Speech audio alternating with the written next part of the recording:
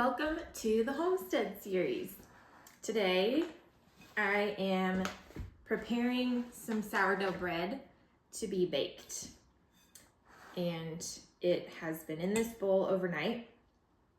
It has been proofing since 9 p.m., 9:30 p.m. There's some good bubbles in there. It's a little jiggly, and it's ready to be for the next step. I like to use a plastic scraper because mine has a curved edge. And I'm gonna just put a little bit of flour. This is a gluten-free flour blend. Rice flour would also work, just to help it not stick to the counter, but I don't wanna add any gluten because it's already broken down the gluten. So it wouldn't be terrible to give it more, but I just don't want it to keep growing. After the bulk fermentation period, then it will need a cold fermentation period. Which is why you pull it out of the bowl and put it into a different bowl.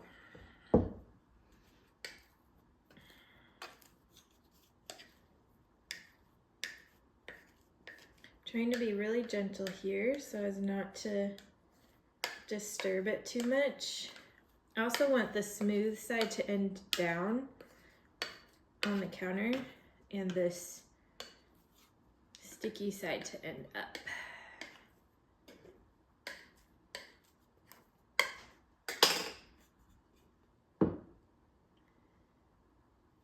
Whoop. Pretty good.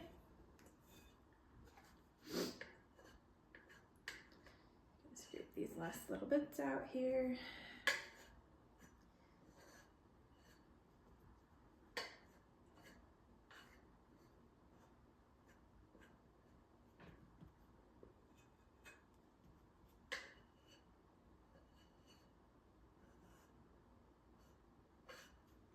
Okay. I doubled this recipe accidentally. I put in more flour than I meant to do, so I'm gonna cut it in half here. You could measure if you wanted to. I'm just gonna eyeball it. So now that I have my dough out, I'm going to do a little lamination by just stretching it out a little bit. Going to fold it kind of like an envelope, and then give myself a little flour here. Fold it up into itself, and now I'm going to shape it. So I'm just helping build up the tension here as I shape it by taking my hand and sliding it before I pull it back. Slide it along the side and then pull it back. I'm just kind of dragging my hand along the counter and guiding the bread with it. My left hand doesn't really do much here. A lot of it is done by my right hand. Trying to build up the tension before I put it in a bowl.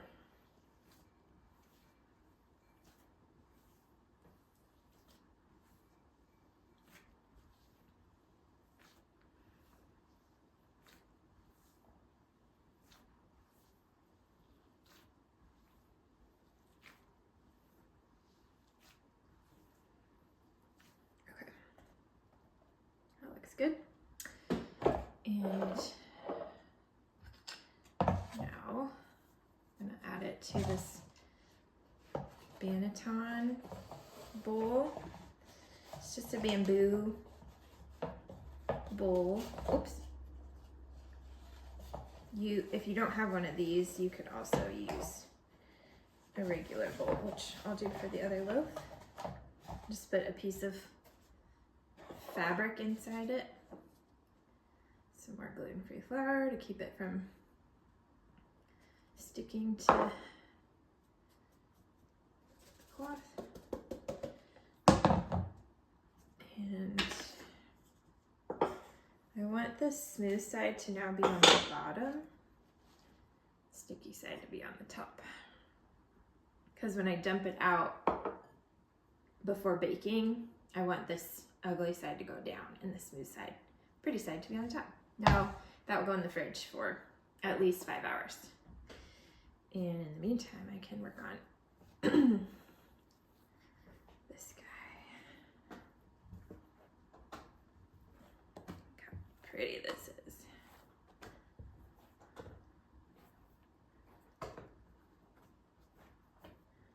Actually, I think I'm gonna try something new here. I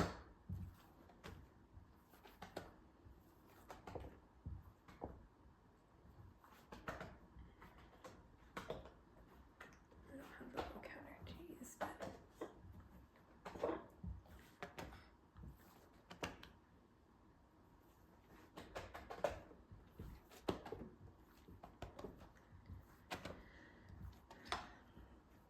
this is called laminating. Just trying to get it as thin as possible without it tearing.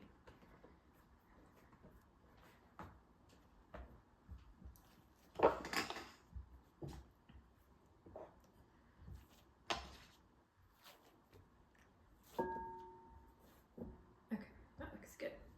So I'm gonna do the same thing I just did.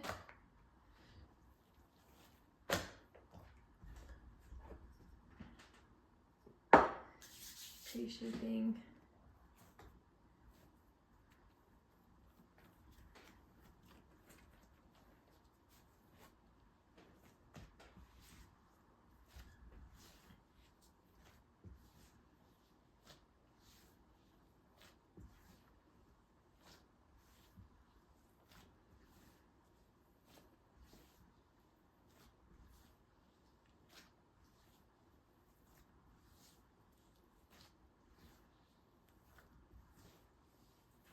Definitely a lot springier than the other loaf.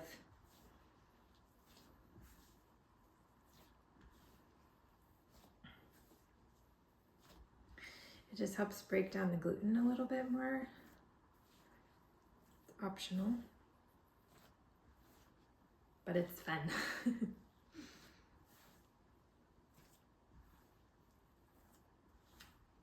Okay, now I'm just gonna leave this for about 30 minutes to rest, and then I'll come back and shape it for my bowl. I like to use these bowl covers. This one's by Marley's Monsters. It's cloth lined with a kind of waterproof material. Just helps to prevent it from drying out in the fridge. Now that it's been 30 minutes, let's see how we're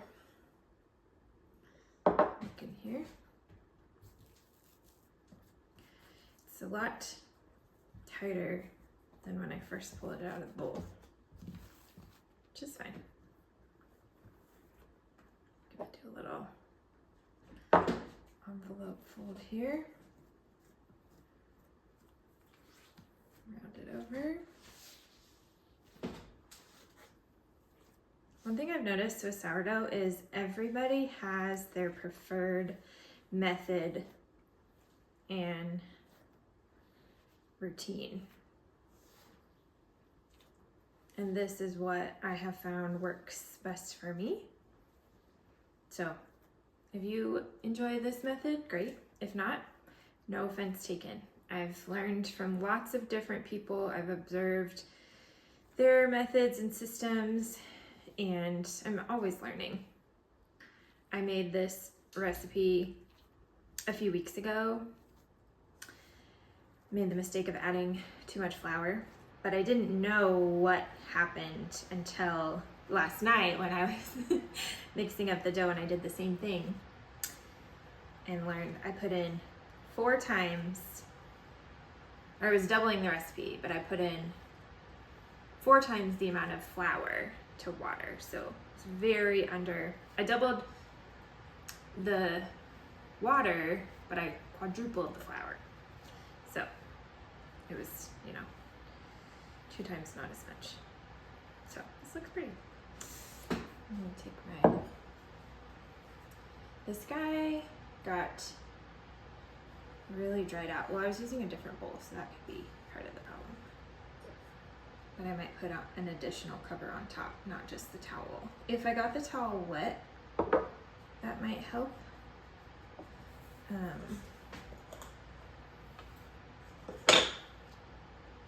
A bowl is helpful here because you want it to stay compact. You want to, that will help support the structure of the bread while it's cold fermenting. If you put it in too big of a bowl, it just won't help give it some good support. One bowl cover here before throwing it in the fridge.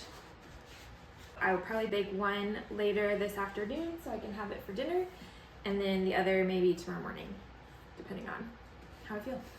Now that my bread has had its cold ferment, going to bake it.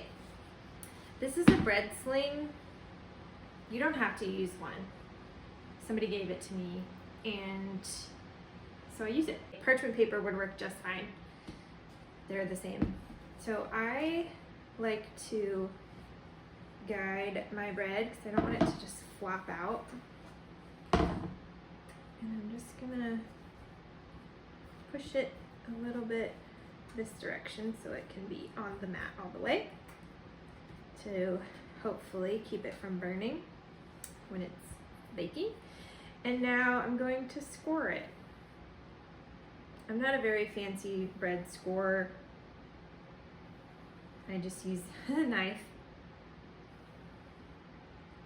And I want it to be really deep, so I just run through it a few times. Okay, that's probably good enough. Now, the oven has been preheating with my Dutch oven inside for 45 minutes, I think is when I put it in there. An hour is ideal, but I'm impatient, so I'm just going to pull it out now.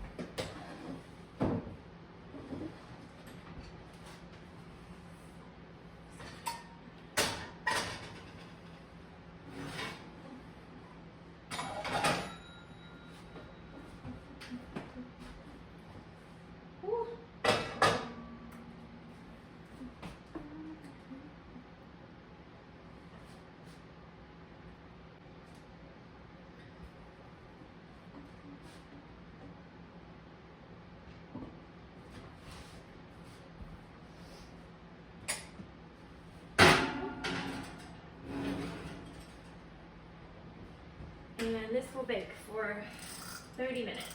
I just pulled my bread out of the oven, and here's how she looks. One thing I really struggle with is cutting it deep enough, so it often splits. I reckon it'll still taste just as well. I decided to bake the other loaf tomorrow. I'm gonna give it a good fermentation period, like 24 hours, just to compare the difference. But thanks for baking with me.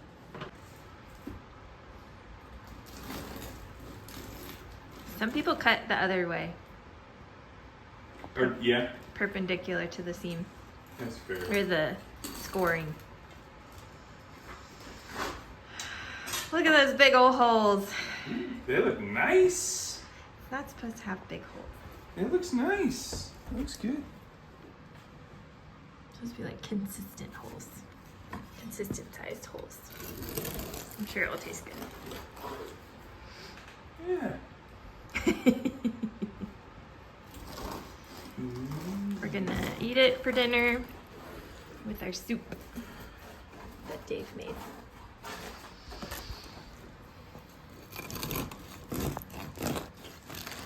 Still warm.